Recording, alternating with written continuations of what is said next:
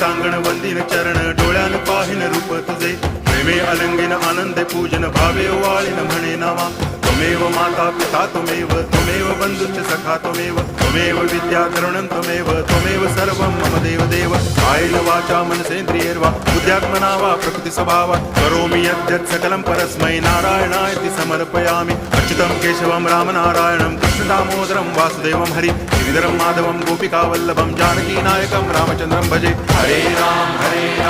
Ram Ram Hare Hare Hare Krishna Hare